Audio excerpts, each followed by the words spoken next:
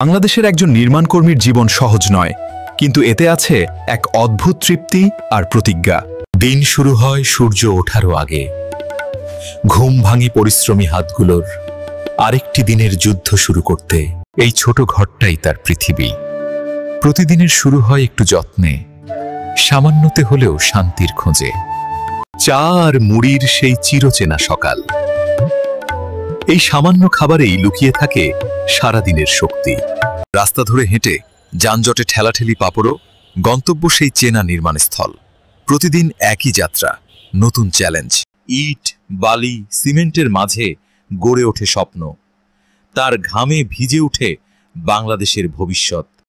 এই কিছুক্ষণ বিশ্রামেই খুঁজে পান একটু শান্তি, একটু গল্প আর একটু স্বপ্ন। দিনের শেষে ক্লান্ত দেহটা হাঁটে বাড়ির পথে। মনের ভিতরে তবুও একটা তৃপ্তি কাজ করে। পরিবারের হাসি দেখে ভুলে যায় ক্লান্তি। জানে সে শুধু একজন শ্রমিক নয়, সে একজন গর্বিত নির্মাতা।